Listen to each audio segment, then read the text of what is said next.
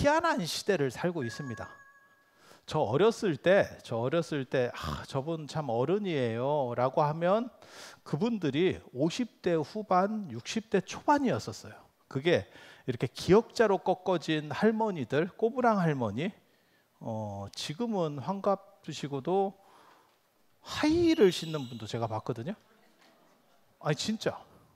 그런데 그때 생각을 해보면 저 어렸을 때 진짜 이렇게 쪽지고 이렇게, 그리고 그런 할머니들의 특징이 돈을 하나 꺼내면 이렇게 한참 안에서 막 이렇게 뒤적거려 가지고 또 뒤적거려서 끄집어낸 뒤에 거기서 가재 수건이 나와요. 그럼 그걸 이렇게 하면 거기에서 돈이 이렇게 쌓여 있어요. 그런 거에 이렇게 공감하시면 여러분들도 참 인생 힘들게 사신 거예요.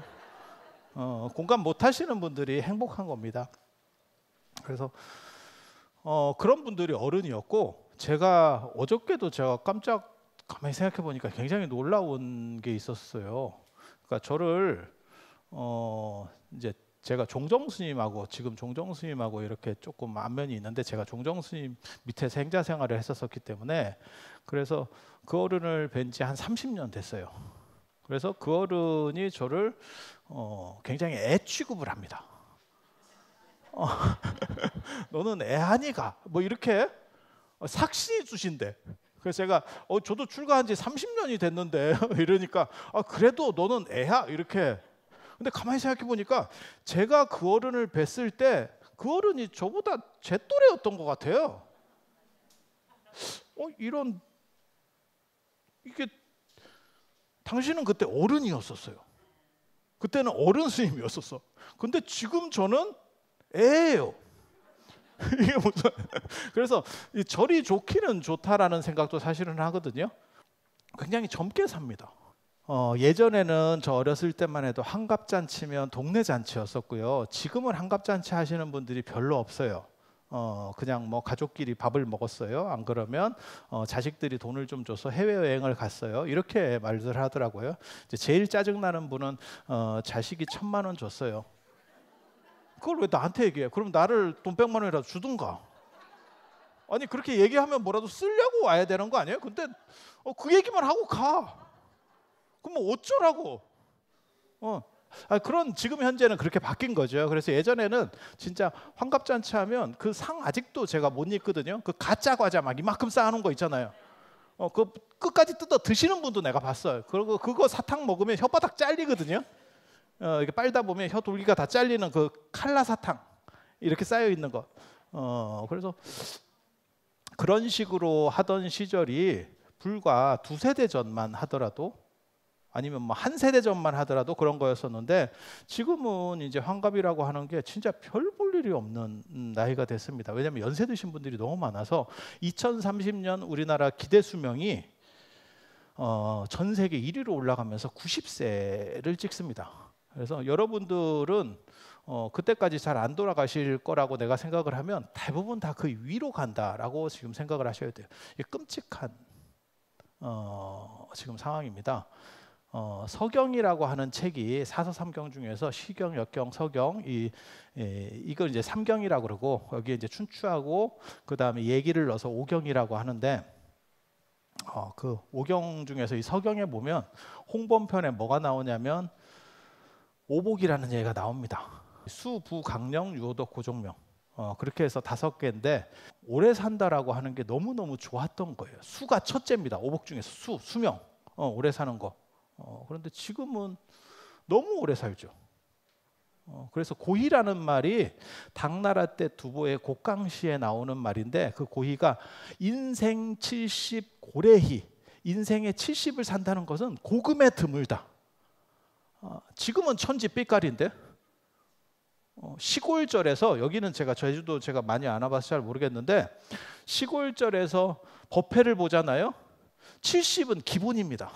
70 깔고 갑니다. 70 정도면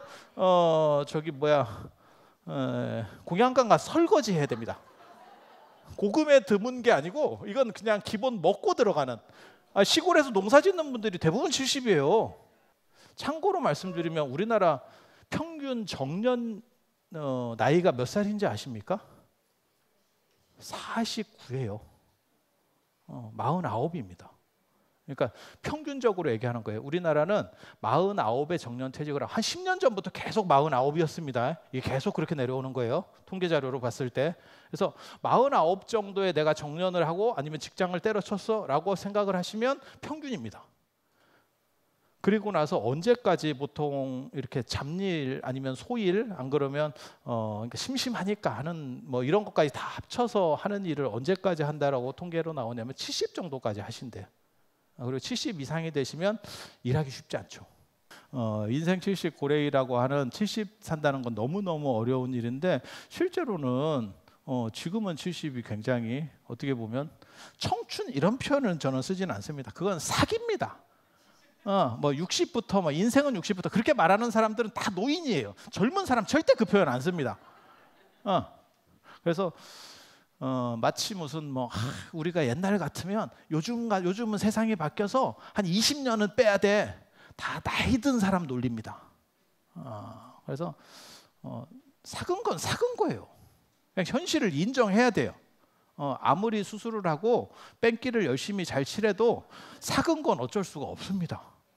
그 현실은 그대로 인정을 하고 그런데 되게 재밌는 건 뭐냐면 예전에는 그렇게 오래 살기를 바랬었는데 제가 그런 얘기 하거든요. 율곡이 49에 죽었어요. 신사임당 47에 죽었어요. 신사임당이 죽은 나이를 따져서 여기를 계산하면 여기가 지금 거대한 무덤입니다. 여러분 대부분 가셨습니다. 여러분 지금 다음 생을 살고 계신 거예요. 다음 생을 살고 그런데 그런 분들이 사실은 단명했다 이런 내용은 없어요. 아무도 못 들어보셨을 거예요. 왜? 그냥 그 당시 평균 연령이라고 보시면 돼요. 그래서 제가 농담 삼아 그런 얘기를 하거든요. 율곡은 50견을 몰랐다. 지금 여러분들에게 말씀드리고 싶은 게 뭐냐면 여러분들이 특별하지 않으면 90 이상 다 넘어가세요. 그래서 지금 무슨 일이 벌어지냐면 저도 이제 문상 갈 일이 가끔 있는데 이렇게 장례식장을 가면 한 분만 있는 게 아니고 들어가는데 전광판이 있잖아요. 그 전광판에서 확인하잖아요. 이렇게 어느 분인가 이렇게 하는데 연세 많으신 분들이 진짜 많아요. 그리고 이제 한 70 정도에 돌아가셨다라고 이렇게 그 연세가 다 써 있죠. 그러면 무슨 생각을 하냐면 사람들끼리 그래요. 이분은 굉장히 좀 일찍 돌아가셨는데 뭔 일이 있나? 이렇게. 그러니까 70이 지금은 단명이라는 개념으로 넘어가는 거예요. 그리고 여러분들은 특별하지 않으면 제가 보기에는 90대 후반, 여기서 지금 연세 드신 분들이 한 90대 후반까지 갈 거고 나는 그래도 여러분들보다 좀 팽팽하다 싶으면 3자리 이상 넘어갑니다. 근데 이게 좋은 게 아니에요. 좋은 게 아니에요. 왜냐하면 건강하고 젊게 오래 살면 너무너무 좋은 거죠. 근데 지금 노년만 찍싸게 길어졌어. 정년퇴직하고 50년을 가야 돼. 이게 무슨 세상에 이런 게 있나 싶을 정도로 예전에 저희 윗세대들, 저희 뭐 아버님 세대라든지 그 위에 세대는 할아버지 정도 세대 정도 되면 저도 그분들은 뭐 특별히 정년이라는 개념도 없어요. 그냥 농사니까. 농사는 정년이 없잖아요. 근데 저희 아버님 세대 정도만 해도 무슨 일이 있었냐면 정년하시고 그렇게 오래 사시는 게 아니에요. 정년도 지금보다 길었고 그 다음에 뭐 그러다가 한 70대 중반, 뭐 80 뭐 이렇게 돌아가시면 뭐 그런갑다 이렇게 살았는데 지금은 인생 설계를 진짜 잘해야 돼요. 50년 동안 어떻게 버틸 것인가. 그리고 그게 제가 예전에 그 꽃보다 할배 이런 거 보면서 있잖아요. 꽃보다 청춘, 꽃보다 할배 이런 프로를 보면서 무슨 생각했냐면 야 이게 어떻게 프로그램이 만들어지는 게 중요한 게 아니고 젊은 애들이 재밌게 노는구나 라는 생각을 했거든요. 그래서 어른이 되면 상대적으로 재미가 없습니다. 뭐든지 재미가 없습니다. 여러분은 그런 생각 안 해보셨어요? 이게 지금도 그렇잖아. 제가 이렇게 재밌는 얘기를 해줘도 여러분들이 이렇게 침묵하고 있는 게 어른이라서 그래요. 여러분들이 젊은 사람 같으면 이게 리액션이 잘 나와. 근데 여러분들은 그래? 이렇게 그리고 이제 약간 이제 난청이 와가지고 잘 안 들리는 거지. 저게 저 말인가? 이렇게 지금 그래서 아니 그냥 하는 얘기예요. 이런 거 자꾸 공격적인 거 하지 말라 했는데 내 주변 사람들이. 근데 지금 아무튼 현실이 50년 정년 퇴직 후 50년을 준비해야 되는 상황이에요. 그리고 거기에는 체력이라든지 경제력이라든지 이렇게 상대적으로 떨어질 수밖에 없습니다. 제가 살아보니까 30 이후부터는 체력이 떨어지더만요. 여러분들은 기억이 안 날 수도 있습니다. 왜? 30 이전이 너무 옛날 일이라서 기억이 안 날 수도 있어. 근데 한 30 이상 되니까 이렇게 떨어지던데? 그리고 어느 순간 노안이 훅 옵니다. 하루아침에 세상에 이런 일이 있나? 돈 온 줄 알았어. 나 깨달음을 얻은 줄 알았다니까. 하루아침에 분별심이 사라졌어, 눈에서. 그래서 뭐가 분별이 안 돼. 무분별지를 내가 획득했다니까. 그래서 노안이 오면 좋은 점도 있더라니까요, 사람들이. 아니 저 어른들이 그러시더라고요. 제 주변에도 어른들이 많거든요. 뭐라고 말씀하시냐면 집에 청소를 안 해도 깨끗한 줄. 근데 안경을 맞추고 나서 내 집이 얼마나 더러운 줄 알게 됐대. 그래서 제가 말씀드렸어요. 안경을 벗으세요. 힘들게 너무 하려고 하지 말고 안경을 벗으세요. 그래서 지금 사실 한 50년 정도, 그러니까 50 이후로 한 50년을 어떻게 설계하느냐, 이거는 지금까지 우리가 만나지 못했던 이 한국 사회에서 처음 겪는 일입니다. 제가 사실은 여러분 세대들을 복받은 세대라고 하거든요. 복받은 세대, 위아래서 찡겨가지고 너무 힘들었어요 라고 하는 것도 말이 되지만, 여러분 세대들이 어떻게 보면 유일한 외벌이 세대입니다. 여러분 자녀분들은 다 맞벌이를 해야 되고, 그래서 우리가 국민소득이 높아지는 게 노동량이, 노동하는 그 사람들 수가 훨씬 늘어난 거죠. 다 맞벌이니까. 아니 그렇잖아요. 세상이 진짜 묘한 거예요. 예전에는 여자들이 팔자가 세다 이러면 별로 안 좋았었어요. 뭐 화개살, 도화살 뭐 이런 게 있고 인기 있어요 이러면 다 안 좋았었어요. 뭐 물장수예요 뭐 이러면서, 뭐 백말띠예요 뭐 이런 거 별로 안 좋았었어요. 지금은 그런 게 다 좋은 팔자입니다. 인기도 있고 사람이 능력이 있어요. 능력자네. 이렇게. 그래서 시절이 좀 바뀐 거죠 지금. 그리고 여러분만 유일하게 외벌이 세대, 특별하지 않으면 연세 드신 분들은 다 외벌이 세대, 바깥 어른이 돈을 벌고 그 다음에 부인은 이렇게 좀 쓰고 그 다음에 어디 좀 다니기 쉽고, 지금 젊은 애들은 사실 다니기도 쉽지가 않고, 그래서 그런 차이들이 있어요. 그래서 여러분들은 어떻게 보면 축복받은 세대이기도 한데, 그리고 여러분들이 이제 가장 비극에 봉착해 있는 게 오래 사는 거의 1세대입니다. 이제 100으로 넘어가는 진짜 오래 사는 1세대. 그리고 그래서 이제 건강들을 챙기죠. 제 주변에도 보면 안 죽으려고 얼마나 먹는지를 몰라요. 밥 먹고 반 공기를 먹는다. 내가 성지순례를 갔는데 같은 테이블에 이렇게 중국 같은 데 가면 테이블에 한 10명씩 앉거든요. 밥 먹고 반 공기를 먹어. 야, 그래서 아니 뭘 그렇게 많이 먹냐고. 배부르겠다고. 그랬더니 이거는 약이 아니래. 식품이래. 식품이면 밥을 조금 먹든가. 밥을 먹고 이만큼을 먹으니까 살이 빠지겠어? 라고 말을 하고 싶었지만 저도 인격적으로 이제 성숙해 있기 때문에 나도 이제는 더 이상 이런 식으로 살지 말아야겠다라는 생각을 하고 있기 때문에 사실은 조금 바꿨어요. 근데 이만큼씩 줘요 진짜. 그래서 그게 뭐예요? 그러면 이건 이거고 이건 이거고 이건 이거 뭐 있어. 오만 이유가 많아. 어디 그 약장사한테 세뇌당한 사람처럼 이유들을 잘 댑니다. 그리고 그게 너무 복잡해가지고 한꺼번에 다 챙겨 먹기가 어려운 거지. 그러니까 아예 그냥 이렇게 하나하나 다 묶어놨던데, 한 묶음씩. 그래서 하나씩 털어먹어. 아니 주변에 있을 겁니다. 여기 지금 못 웃는 분 반드시 있습니다. 나도 그렇게 먹고 있는데 이런 분들이 있습니다. 그래서 실제로 건강해지신 거예요. 아니 그게 나쁘다라는 뜻은 아니에요. 그래서 그런 분들을 보면, 자기 관리 잘 하시는 분들을 보면 훨씬 건강해 보여요. 그건 맞아요. 그런데 문제는 정신적으로도 건강하냐라는 얘기를 지금 하고 싶은 거예요. 몸도 물론 중요해요. 그래서 지금 갑자기 오래 사는 시대에 제1 문제가 뭐냐면, 첫째 문제가 뭐냐면 그거는 노인 빈곤입니다. OECD 국가 중에서 우리나라가 지금 노인 빈곤율이 제일 높거든요. 그러니까 갑자기 우리는 오래 살게 되면서 준비를 제대로 못한 거예요.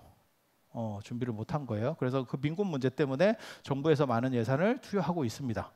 그래서 저는 개인적으로 이 문제는 여러분 세대쯤에서 끝날 거라고 생각을 해요. 그 다음에 중요한 거는 뭐냐면, 일단 먹고 사는 게 중요한 거니까. 그리고 우리가 1997년에 IMF를 겪으면서 너무 많은 고통, 그때 사실 그게 빈곤 문제가 상당 부분이 시작됐다라고 저는 생각을 하거든요. 이제 IMF 진짜 많이 힘들었죠. 힘들었고, 그 다음에 이제 김대중 대통령이 돼서 그 IMF를 극복하기 위해서 돈을 풀어야 되는데 풀기가 쉽지가 않으니까 퇴직금 중간정산을 해줬습니다. 다 기억나실 거예요. 젊은 사람들 같으면 97년에 IMF 그걸 마치 6.25처럼 생각할 건데, 왜냐하면 안 겪어본 일이니까. 근데 여러분들은 생생하게 그 역사의 현장 속을 살고 계셨었잖아요. 얼굴을 뵈면 6.25도 겪은 분들 같은 얼굴이거든. 나 6.25 참전용사예요. 뭐 이것도 가능할 것 같은 얼굴들이기 때문에. 그래서 그때 이제 퇴직금 중간정산 해주신 그 돈 가지고 성공하신 분도 있지만, 그렇게 성공하신 분들은 대부분 아주 소수에 불과하고, 나머지 분들은 대부분 날렸습니다.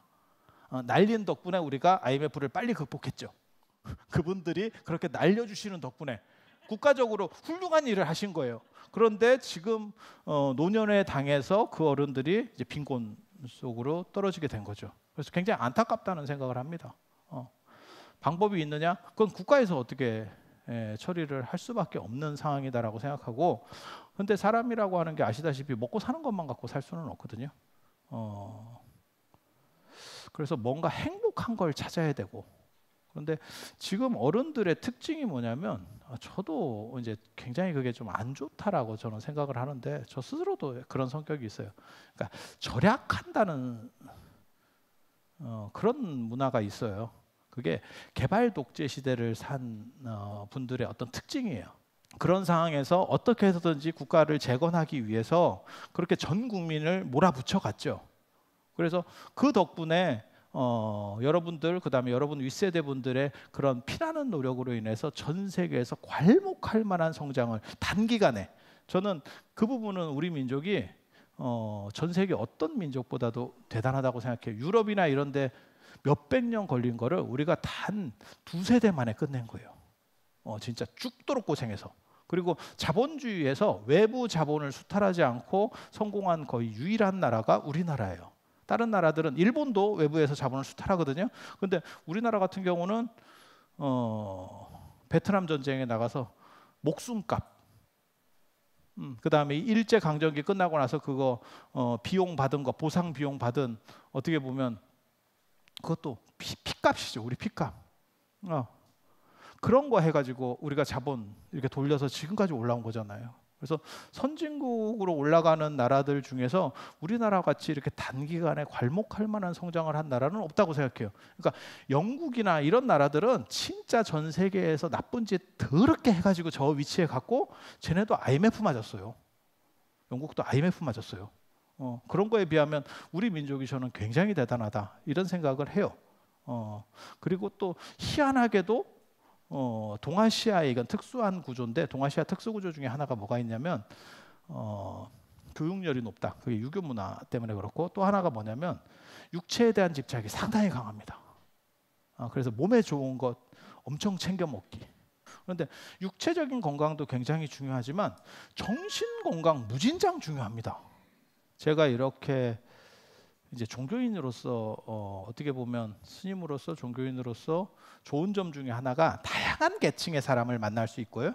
그 다음에 다양한 사회 구조 속에 들어가서 볼 수 있어요. 물론 그걸 제가 뭐 거기에 다 계속 존재하는 건 아니지만, 그리고 저는 개인적으로 가장 끔찍하다라고 생각하는 게 뭐냐면 요양원. 중풍을 맞으면 차라리 사람이 스트레스를 받아가지고 이제 돌아가시게 되는데, 치매를 맞아버리면요, 주변 사람이 죽지 자기는 건강해져요. 천진해지잖아. 그리고 무분별지를 얻죠. 그래서 자기가 싸고 무은별지를 얻었기 때문에 그걸 재료로 해서 벽에다 난을 칩니다. 이렇게. 그게 가능해요 지금. 아니, 이게 지금 웃으려는 얘기가 아니고 굉장히 심각한 얘기예요. 우리 모두가 다 어떻게 보면 그 위치로 가고 있는 거예요. 그러면 그거를 가족이 책임질 수 있냐? 예전같이 가족이 책임질 수 있냐? 가족 책임 못 집니다. 그 가족이 책임지면요, 가족 자체가 박살이 납니다. 나중에 경제적인 걸 떠나서 이게 너무너무 힘들어요. 제 주변에도 그런 분이 있어요. 그러니까 이제 치매가 걸리고 이러면 두 종류로 나뉘는 것 같아요. 한 분은 이제 요양원 같은 데라도 보내야 되는 거 아니냐, 가족이라도 살아야지 라고 말하는 집안이 있고, 연세가 너무 많이 드신 분 같은 경우는 야, 내가 자식이 몇이나 있는데 어디 요양원에 보내? 또 있어요. 그렇게 해서 며느리들을 시켜가지고 이제 간병을 하게 하는 거죠. 근데 문제는 며느리도 환갑이 다 넘었죠. 그래서 제가 뭐라고 옆에서 얘기하냐면, 간병하다가 며느리가 먼저 갈 것 같다. 며느리 자식이 먼저 간다. 자식 며느리가 지금 70 막 이렇게 되는데 아무리 부모래도 할 수가 없어요. 내가 힘든데 아침에 눈 뜨면 왜 몸이 아프지? 왜 회복이 안 됐지? 이게 환갑 오면 다 그래요. 한국인이 가장 자주 하고 그렇게 하는 생 거짓말로 1위로 꼽히는 게 뭐냐면요, 직장인이 출근해서 좋은 아침이에요. 좋은 아침, 이게 다 개구라라는 거예요. 그게 구라 1위가, 한국인이 치는 구라 1위가 좋은 아침이에요. 아무도 좋지 않은 거야. 서로 다 피곤해. 그런데 입으로는 좋은 아침이야. 좋은 아침은 무슨 개뿔이 좋은 아침, 피곤한 아침. 피곤한 아침. 그래서 연세 드신 분들 그렇게 치매에 걸리시거나 이러면 참 이게 처리하기가 어렵습니다. 그리고 이제 여러분들도 그런 생각을 하실 거예요. 한 번 정도는 생각을 해보셨을 거예요. 내가 만약에 몸 상태가 더 안 좋아지면 내가 자청해서라도 요양원을 가야겠다. 그런 생각 안 해보셨어요? 그 생각을 해볼 때는 젊은 겁니다. 그 상황이 되잖아요? 못 움직인다는 거예요. 이유가 뭐냐면 그게 현대판 고려장하고 똑같아서 한 번 들어가면 다시 못 나옵니다. 저도 사실은 그걸 경험을 했어요. 제가 그런 걸 봤거든요. 그러니까 가고 싶어서 그 현장에 한 번 딱 가보면 자기가 제일 건강한 것 같아. 그리고 내가 저런 사람들하고 같이 있다는 게 너무 고통스러운 거예요. 그리고 요양원은 죽음을 기다리는 집입니다. 다시 집으로 못 돌아갑니다. 아니, 병원에 가서 내가 팔다리가 부러졌어요 그러면 치료하고 집으로 가면 되는 거고, 나중에 뭐 몇 달 있든지 1년을 있든지 간에 집에 갈 수 있지만, 요양원은 다시 들어갈 일은 없죠. 연세가 드시는데. 그러니까 그 상황에 내가 직면하면 발이 안 떨어지고 말이 안 떨어진다는 거예요. 그러니까 지금은 나이 들면 어차피 뭐 요양원 가야지 어떻게 하겠어. 지금 뭐 자식도 옛날처럼 많은 것도 아니고 하나 둘 지들 먹고 살기도 다 힘든데, 그 합리적인 생각이에요. 그게 잘못됐다라는 생각은 아니고, 그런데 그 현실 앞에 딱 처해버리면 발이 안 떨어진다는 거예요. 저는 그것도 이해가 되는 것 같아요. 이해가 되는 것 같아요. 그래서 이게 지금 굉장히 심각한 문제예요. 그래서 정신을 어떻게 하고 이런 치매 같은 거를 조금이라도 좀 막을 수 있느냐? 물론 뭐 치매 없이 타고나면 제일 좋겠지요. 근데 제가 이렇게 어른들을 이렇게 뵈면 한 70 중반까지는 쌩쌩한 분은 쌩쌩합니다. 그런데 80 넘어가면 꼬꾸라지기 시작하고 80 중반 되면 정신이 이게 조금씩 이렇게 셉니다. 셉니다. 여러분들 세는 거 아시죠? 지금도 세잖아. 제일 먼저 세는 거 이제 말이 세고, 말이 센다는 게 뭐냐면 뭐 전혀 다른 단어를 얘기해. 치킨이라고 얘기되는데 키친 이렇게 한 거야. 그래도 그냥 얘기를 해. 그래서 자식이 엄마 왜 그걸 그렇게 얘기해요? 그러면 아유 개떡같이 얘기해도 찰떡같이 알아들으면 되지. 이러면 벌써 말이 세기 시작하는 거야. 그 다음에 뭐가 있냐면 이게 입부터 세더라고. 언제나 말만 세는 게 아니고요, 나이 먹으면 밥 먹고 나면 이상하게 흔적을 남긴다. 그전에는 흘리지 않았거든. 그래서 깨끗한 옷을 입고 밥을 먹기가 힘들어. 언제 흘렸는지를 모르겠어. 전에는 그리고 흘리면 흘렸다는 걸 바로 인지하고 이거 빨리 이렇게 씻어야지 뭐 이렇게 하는데 흘리고 나서 외출을 합니다. 그래서 사람들이 너 거기 옷에 왜 뭐가 묻었어? 그러면 그래? 이렇게 이거 되게 재밌다니까. 그러니까 조금씩 세기 시작하는 거야. 그리고 정신이 이제 사람 이름을 얘기하려고 그러는데 머리에 그 사람이 초상화 박히듯이 빡 박혀 있는데 이름만 안 떠올라. 이름 아니 그런 현상들이 이제 시작된다니까. 그래서 단어가 이게 뚜렷하지 않아. 그런데 진짜 재밌는 건 그런 어른들끼리 모여서 대화를 하잖아. 대화가 돼요. 서로 알아들어. 진짜 이 사람들이 영물이 됐나? 오래 살아서 영물인가? 그래서 서로 이렇게 하면 막 얘기가 돼. 한잔 하고 하는 얘기 같아. 그런데 얘가 자연스럽게 잘 돼요. 그래서 그렇게 세다가 진짜 이게 정신이 이제 치매 같은 식으로 좀씩 발전해가지고 그거는 누구도 장담할 수 없는 거예요. 그러니까 현실을 그냥 얘기해서 직시하라는 뜻에서 말씀을 드리는 거예요. 그렇게 여러분이 갑니다라고 얘기하는 게 아니고 그건 누구도 장담할 수 없는 부분이라서. 그래서 조금씩 이렇게 하면 저는 치매 환자를 보면서 무슨 생각했냐면 진짜 몰라, 남자 치매 환자는 제가 제대로 못 봐서 그랬을 수도 있는데 여자 치매 이렇게 걸리신 분은 그거 되게 재밌더라고요. 재밌다고 말을 해서 좀 그렇긴 한데 남편이 삭제가 됩니다. 나중에 남편 삭제입니다. 끝까지 남는 게 아들이에요. 아들이 그러니까 남편보다 더 중요한 거야. 며느리 이건 바로 날아갑니다. 그래서 딸 같은 며느리 웃기고 있네. 정신도 그렇게 안 받아들이는 거야. 그러니까 며느리는 금방 삭제돼요.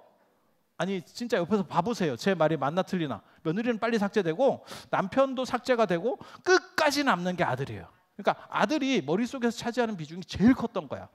그래서 그거는 어떻게 보면 아들 입장에서 보면 너무 감동적이기도 하고 슬프기도 하고 그래서 한국 여성들의 삶이라고 하는 게 아들을 위해서 희생하는 이런 삶이 기본에 깔려 있구나라는 거를 알 수 있는 그런 부분이지. 그건 조작할 수가 없잖아. 그건 조작도 안 되고 뭐 이런 건데도 그렇게 나오니까. 그래서 그런 부분들이 있고, 그래서 이게 굉장히 좀 어떻게 보면 우리에게 남아있는 암담한 현실이에요. 그래서 노년이 너무 길어진 지금 상황. 그래서 이거를 어떻게 하면 극복할 수 있을까? 사실 그 얘기를 하려고 하는 게 오늘 주제입니다. 제가 늘상 하는 얘기가 있어요. 이게 인생이라는 게 참 아이러니해서 젊었을 때는 돈이 없어서 못 쓰고 나 돈이 있으면 나 저거 좀 해보고 싶은데 돈이 없어.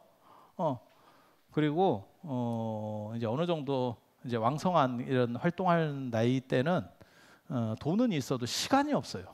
그러니까 뭐 여행 다니고 뭐 이게 또 안 돼. 그래서 제가 그런 얘기 늘상 하는데 제 주변 분들에게 누가 어디 해외여행 같은 데 가자고 꼬드기면 못 이기는 척하고 퍽뜩 넘어가라. 그거 한번 넘기면 패스하면 다시 잘 안 온다. 뭐 비싸네 어쩌네 뭐 이렇게 따지고 머리 굴리고 그러지 마. 그냥 가는 게 남어. 안 그러면 못 가 나중에. 그래서 시간이 이제 돈은 있는데 시간이 안 되는 거고 한참 일할 때는 시간 빼기가 쉽지가 않잖아요. 그리고 연세가 드시면 나중에 이제 연세가 드시면 돈도 있고 시간도 있어요. 근데 건강이 없어. 인생이 없어. 인생이. 그리고 가도 재미가 없어. 저도 어른들하고 저는 성지순례를 많이 다니기 때문에 거기 그 중에 이제 어른들도 계시거든요. 어른들하고 같이 앉아서 먹는 상은 딱 이게 틀이 정해져 있습니다. 고추장, 김 이런 걸 꺼내요. 그래서 모든 음식을 고추장, 김, 멸치로 먹어. 야, 내 초등학교 때 도시락 반찬도 이 정도까지는 안 먹었는데 그걸 왜 해외여행 가서 먹고 있어?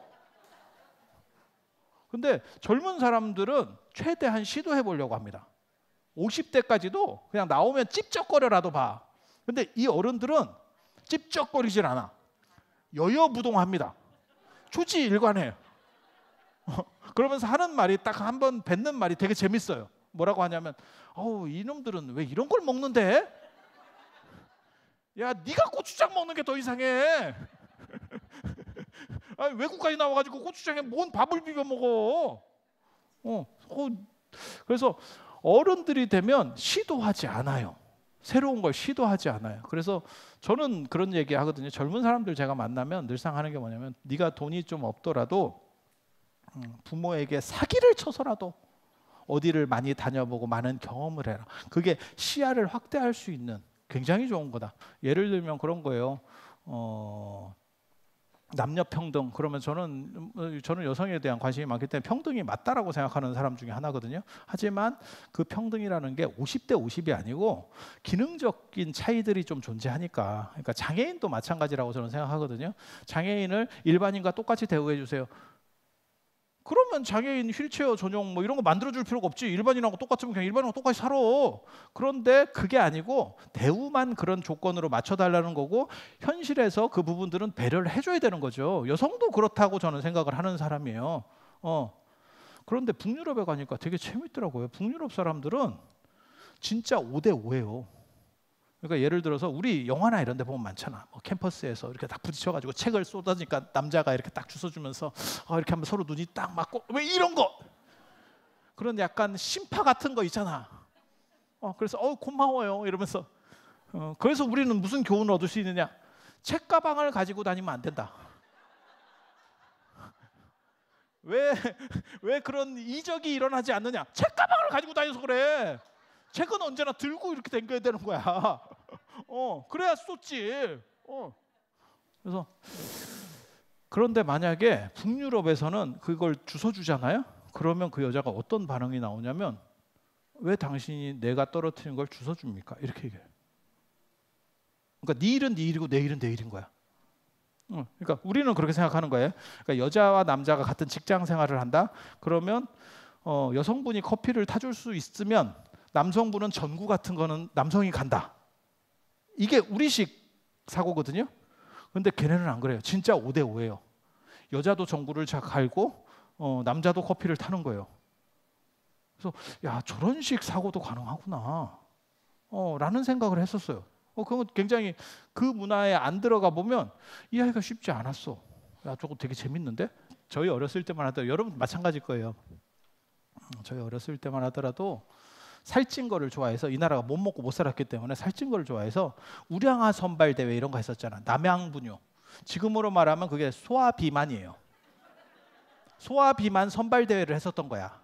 이게 미친 나라였었어. 근데 그때는 그 분유를 먹으면 소화 비만이 돼요. 이렇게 선전을 했는데 그게 대박이 난 거지. 아니 생각을 좀 이렇게 바꿔보면 딱 그런 거예요. 그래서 최대한 젊었을 때 많이 보고 즐길 수 있는 걸 하셔야 돼요. 그렇지 않으면 80대 중반이 넘어가면 외식하기도 힘들어요. 귀찮아. 나가서 맛있는 거라도 사 드시죠. 아이 귀찮아. 그냥 집에서 있는 거 대충 먹는 게 편해. 이해되세요? 이해되시면 안 돼. 이해되면 너무 슬픈 거예요. 너무 슬픈. 그래서 지금 문제가 뭐냐면 우리나라가 2025년부터인가 초고령 사회로 들어가는데, 그러면 무슨 일이 벌어지냐면 소비를 안 해요, 사람이. 그러니까 애들이 없는 게 뭐가 문제냐면 애들이 있어야 소비를 해요. 애들 때문에 어디라도 구경을 가고 뭐라도 하고 이렇게 하는데 그냥 환갑 넘은 두 분이서 애들 다 여우고 뭐 60이 됐든 70이 됐든 애들이 다 보내고 나서 아파트에 둘이 살잖아요. 둘이 그냥 독거노인 둘이 사는 거예요. 이분들은 대화를 하는 게 아니고 서로 몇 가지 용건을 얘기하는 거죠. 뭐 밥 줘, 뭐 해, 뭐 이렇게 서로 지시만 하는 대화를 해. 그래서 그런 얘기 있잖아요.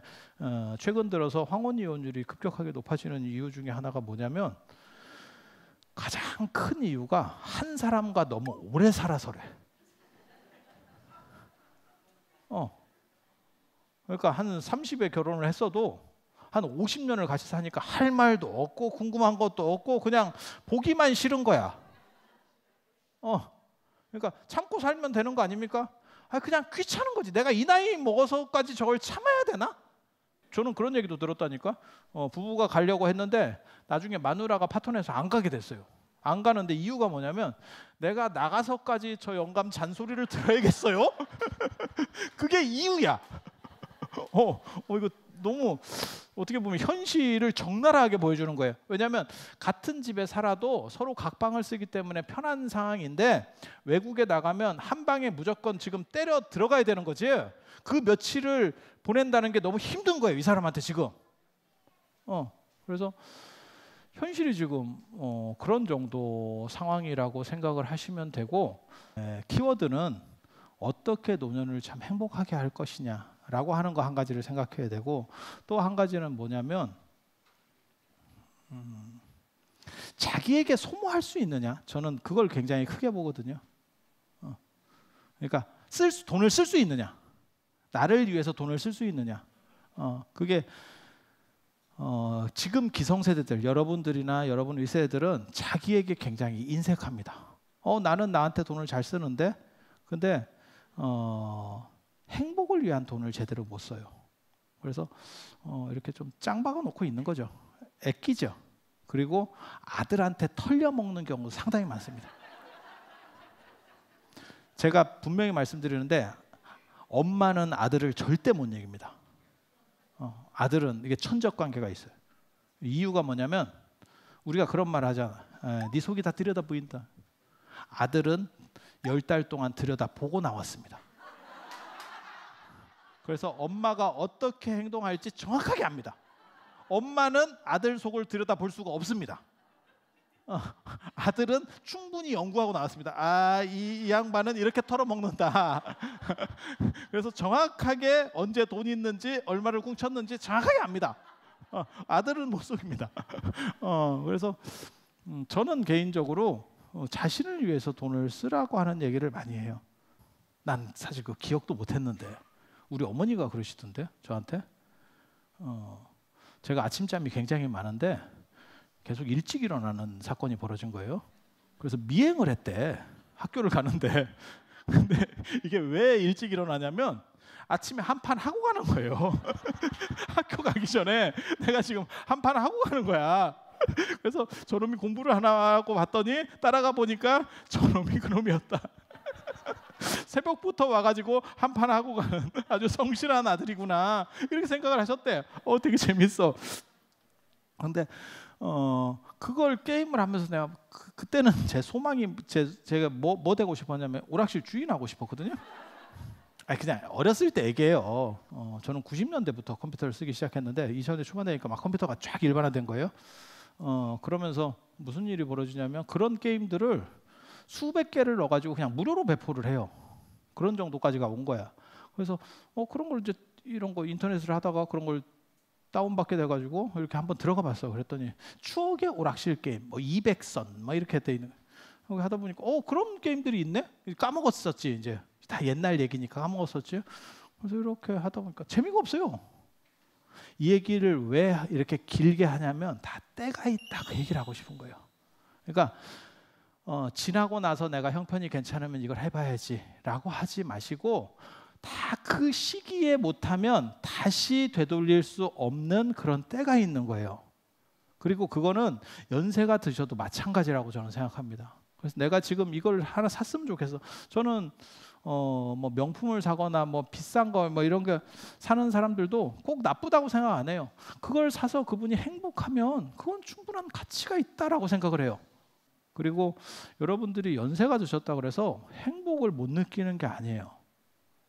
행복할 수 있는 조건을 계속 만들어 가야 돼요. 그래서 저는 행복에도 설계가 필요하다, 이런 얘기를 하거든요. 그 설계 잘못하면 이게 50년짜리 설계예요. 지금 50년짜리 설계. 그리고 여러분들이 만약에 나는 뭐 60이에요 뭐 이러면 40년짜리 설계예요. 안 죽는다니까.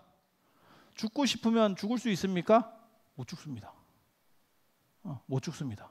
그리고 지금 우리나라는 국민건강보험이 잘 돼 있어가지고 죽을래도 가면 살려냅니다. 왜냐하면 의사는 그걸 찔러내야 보험 수가가 나오거든요. 어떻게 해서든지 찔러냅니다. 그래서 실제로 저는 그런 경우도 봤어요. 그만했으면 좋겠다 라고 말하시는 분도 봤어요. 너무 힘든 거야 자기도. 그런데 인간은 스위치를 끌 수 없어요. 로그아웃하고 나갔으면 이 게임이 이제는 더 이상 재미가 없는 거야. 그래서 나는 지지치고, 게임으로 말하면 지지치고 나가는 거고, 장기판으로 말하면 판을 뒤집어 엎고 싶은 거야. 그리고 이제 끝냈으면 좋겠어. 이제 그만했으면 좋겠어. 하지만 이 게임은 끝나지 않아요.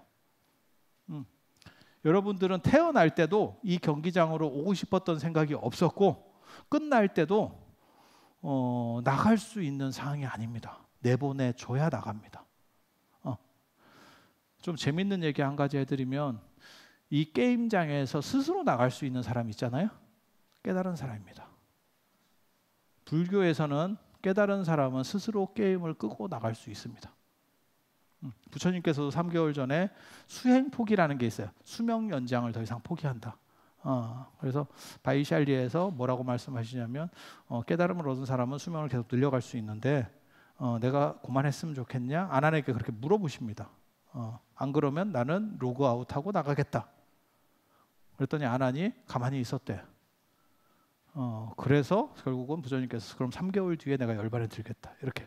그리고 중국 불교에서 조사 스님들이나 한국 불교의 큰 스님들도 다 내가 언제 열반에 들겠다. 이렇게 고지를 하죠. 어떻게 보면 자기 스스로 생명을 끝내는, 명상에 들어 생명을 끝내는 이렇게 깊은 선정에 들어서 명상을 이렇게 생명을 끝내는 거기 때문에 어떻게 보면 자살이에요. 그리고 그렇지 못한, 깨닫지 못한 사람들은 다 그냥 끌려가는 겁니다. 언제까지? 내 의지랑 관계없이. 인생을 100년이라고 하지만 실제로 젊은 기간은 그냥 여러분이 생각해 보세요. 어렸을 때는 정신없고 학교 다니고 이게 보통 한 10대 후반까지 뭐 이렇게 가는 거고, 20대, 30대, 40대까지가 어떻게 보면 상당히 좋을 때고, 그 뒤부터는 그냥 이제 화석화돼 가는 거죠. 뭘 먹고 뭘 찍어 발라도 그냥 죽어가는 거예요. 그래서 시체 냄새가 나잖아, 몸에서. 그렇게 되는 거예요. 그렇게 점점 좀 가고 있는 거예요. 그래서 그 부분을 설계를 뚜렷하게 안 하면 너무너무 힘들어진다. 그리고 저는 그래서 제가 주장하는 게 있어요. 한 살이라도 젊었을 때 공부하고, 이 공부가 참 중요한 겁니다. 그리고 좋은 겁니다. 왜 공부가 좋은 거냐면, 공부를 하면 행복 만족도가 높아져요. 직업을 위한 공부 말고 이 세상에는 두 가지 공부가 있다. 제가 늘상 그렇게 얘기하거든요. 첫째는 직업을 위해서 하기 싫은 공부, 중고등학교나 안 그러면 대학에서 전공 공부, 이런 것들은 내가 하기 싫지만 먹고 살라고 하는 거예요. 그런데 이 공부 말고 취미로서의 공부라는 것도 있다니까. 예를 들어서 커피에 대해서 공부를 하잖아요. 그러면 커피를 즐길 수 있는 폭이 훨씬 커집니다. 그러면서 행복 만족도가 높아지죠. 그 향이라든지 뭐 아니면 맛이라든지 색깔이라든지 이런 걸 보면서 훨씬 다양한 경험들을 축적해 갈 수 있어요. 커피만 그런 게 아닙니다. 음악도 그런 거고, 안 그러면 그냥 냉면 같은 것도 달라요. 그러니까 그런 게 취미로서의 공부예요. 그리고 그것들은 여러분들에게 행복을 가져다 줄 수 있는 공부예요. 그래서 저는 한 살이라도 젊었을 때는 공부를 해라. 사실 이게 지금 어떻게 보면 공부하는 거예요. 저는 지금 여러분들을 잘한다. 저는 긍정 이런 거 별로 안 좋아하거든요. 긍정적으로 가버리면 사람이 퍼져버려요. 좋기는 하지. 왜냐면 아부는 언제나 듣기가 좋은 거거든. 여러분들 잘 사셨어요. 젊어 보이세요. 나 20대인 줄 알았잖아. 이런 거 굉장히 좋지. 마치 자기가, 하지만 바뀌는 게 있어요? 아무것도 안 바뀌어요. 제가 그런 얘기하는데, 동아시아가 서양에 지게 된 가장 큰 이유가, 동아시아가 1700년대까지도 실제로는 세계적으로 더 리드하고 있었어요. 그런데 지게 된 이유가 뭐냐면, 우리 조상들은 여름이 되면 계곡에 발 담그고 수박이나 썰어 먹으면서 일체유심조고 마음을 이렇게 조절하면, 뭐 더위야 없다고 치지 뭐, 야 더위 퉁쳐 마음으로, 그렇게 얘기했기 때문에 발전을 못한 거죠. 그런데 누군가는 이렇게 더웠을 때 더럽게 짜증나는 사람이 있는 거야. 이걸 어떻게 좀 이기지? 그놈이 캐리어겠지. 그래서 에어컨을 만들어서 팔아먹는 거예요. 못 참는 사람이. 냉장고도 마찬가지지. 여름에는 부패하는 게 자연의 섭리 아니야? 우리 조상들은 그렇게 살았어. 그런데 그런 거 말고 좀 부패를 안 되게 하는 게 좋지 않을까? 그게 냉장고죠. 그 생각. 그러니까 불만이 있는 사람이 세상을 바꾸는 거예요. 그래서 저는 사실 뭐 긍정적으로 살면 사람이 행복하다, 말 같지도 않대. 그거는 발전 안 하고 그냥 어떻게 보면 무지의 행복이죠. 근데 발전을 하면 거기에 공부가 조금만 더 들어가면 사실은 훨씬 행복폭이 넓어집니다. 재밌거든요. 똑같이 수영을 해서 개헤엄 쳐도 재밌어요. 근데 개헤엄보다 조금 힘들더라도 체계적으로 배우잖아요. 훨씬 재밌어요. 만족도가 훨씬 높아집니다. 그거 뭐 배운다고 뭐 큰 차이 나겠어? 차이가 나기 시작합니다. 어느 순간. 그래서 뭐 전문가가 되라. 아니 그런 얘기 하는 게 아니에요. 여러분들의 행복을 위한 공부를 해라. 사실 지금 이 자리도 그런 자리라고 보시면 돼요. 여러분들이 저 같은 사람에게 언제 잔소리를 들어보겠어요? 지금 여러분 잔소리 들으러 이렇게 밤까지, 물론 동원돼서 왔을 수도 있지. 누군가 센 분이 자 모여보세요 이렇게 했을 수도 있지. 그래서 여러분들이 그거를 스스로 각성을 하셔야 됩니다. 왜? 죽을 자신이 없으면, 내가 일찍 죽을 자신이 없으면, 그걸 설계를 안 해버리면 너무너무 큰 고통 속으로 들어가요. 그건 뭐 불보듯 뻔한 겁니다.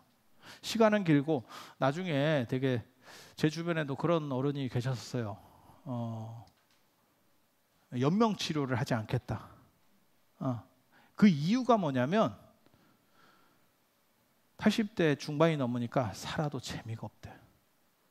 근데 연명 치료까지 하면서 내가 뭔 재미로 살겠냐 이렇게 말씀을 하시더라고요. 저는 그게 굉장히 다가왔어요. 그리고 굉장히 좀 안타까웠던 게 그분에게 내가 뭐라고 말을 해주고 싶었는데 그 말들을 할 수가 없어. 왜? 이미 연세가 너무 많이 들어서 바꿔주기가 너무 힘든 거예요. 그런 거 말고도요, 재밌는 걸 그 연세에서 지금 그 시점에서 할 수 있는 재밌는 것들이 있어요 라고 나는 말을 해주고 싶었는데, 그러기 위해서는 훈련을 해야 되는데 80이 넘어가 버리면, 80 중반이 넘어가면 훈련할 수가 없어요. 그래서 야, 이 상황에서는 내가 말을 해봐야 저분에게 오히려 부담만 주고 되겠다 싶어가지고 그냥 말을, 제가 진짜 연세 드신 분들한테는 되게 잘해줍니다. 약간 연세 드신 분들에게 제가 막대해서 그렇지. 그러니까 여러분들이 제가 약간 막대해드리면 나를 젊게 보는구나 이렇게 생각하시면 돼요. 제가 그런 얘기 하잖아요. 저는 여러분들이 다 이렇게 좋고 이쁘게 보여요. 제가 눈이 많이 나쁘기 때문에. 그래서 미리 준비하지 않으면 그 상황이 닥쳤을 때 방법이 없다는 거예요. 여러분들이 사실 공부한다라고 하는 거는 익숙해지는 데서. 그러니까 행복의 기초는 익숙해지는 거, 그 다음에 무언가를 주체적으로 찾는 거, 그리고 자기 주변에서 그 나이, 그러니까 절대 그 생각을 하면 안 돼. 내가 10년만 젊었으면 뭘 해야지, 뭐 어떻게 됐을 건데, 그런 쓸데없는 생각하지 마세요. 그렇게 생각할 때마다 여러분들은 늙어가고 있습니다. 왜? 그렇게 억번한다고 해서 젊어지지 않기 때문에. 그래서 여러분들 같은 경우는 지금 이 나이에 행복할 수 있는 조건들을 최대한 찾아내야 돼요. 그리고 돈이 있으면 쓰는 게 내 돈이기 때문에 질르세요. 그냥 사주고 싶으면 사줘. 그리고 저는 개인적으로는 하이데커의 행복론을 굉장히 지지하는 사람이거든요. 하이데커의 행복론이 뭐냐면 시한부 인생이라고 생각하래요. 만약에 내가 1년짜리 시한부 인생이라고 생각하면 사고방식이 바뀐다는 거예요. 진짜 나에게 소중한 것들을 찾아서 한다는 거예요. 그러니까 예를 들면 그런 거잖아요. 부모님 돌아가시고, 그 주자 10회운에도 나오는 얘기예요. 부모 사후에, 부모님께서 돌아가시고 나서 후회한다. 부모님 같이 나를 위해서 제가 살아보면서, 제가 이렇게 여러 사람들한테 이렇게 돈도 받고 뭐 해봤는데 대가 없는 돈은 부모님 돈밖에 없습니다. 진짜. 그러니까 띄어 먹어도 아무 후환이 없는 돈. 그 부모님 돈밖에 없어.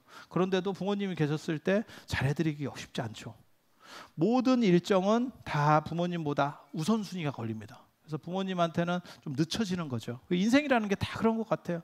그러니까 돌아가시고 나면 후회하는 일이 벌어지게 되는 거고, 좀 많이 슬픈 상황들이 벌어지죠. 그런데 만약에 내가 시한부 인생이라고 생각하면 훨씬 더 우선순위, 자기가 소중하다고 생각하는 거에 대한 우선순위를 아끼지 않는다는 거예요. 그리고 만약에 내가 시한부 인생이면 뭘 하나 사고 싶어. 내가 뭐 백을 하나 사고 싶어. 사세요. 몇 년이나 산다고. 그런 식으로 생각하면 행복 만족도가 훨씬 높아진다라고 하는 거예요. 그리고 어디 가보고 싶어. 아우 이걸 좀 절약해서 내가 내 자식 뭘 이렇게 뭐라도 하나 사줘야지. 아니야, 그냥 가보세요. 시한부 인생이라고 생각하면 생각이 달라져요. 행복하고 즐겁게 살 수 있는 제 화두가 뭐냐면 50에서 80대가 재밌게 늙어갈 수 있는, 그리고 앞으로 그건 대한민국의 화두라고 생각해요. 지금 당장은 노인 빈곤 문제 때문에 예산을 쏟아붓고 있지만 정부가 제정신이면 50대에서 80대 아니면 80대 후반까지를 커버할 수 있는 프로그램들을 계속 만들어내야 돼요. 그렇지 않으면 건강보험 적자라든지 우울증 환자, 노인 자살 굉장히 많이 늘어날 겁니다. 그래서 여러분들은 사실 어떻게 보면 새로운 시도 속에 존재하시는 거예요. 이건 상당히 뿌듯한 일입니다. 그래서 여러분들이 이 기회를 통해서, 그리고 앞으로 여기서 계속 이렇게 이어질 수 있는 이런 강좌들이나 그 다음에 어떤 실천적인 게 더 동반됐으면 좋겠어요. 그래서 답사를 가든 뭔가 행동적인 것까지 다 동반될 수 있는 그러한 행복한 일상이 되기를 바람하지 않으면서 이상 마치도록 하겠습니다.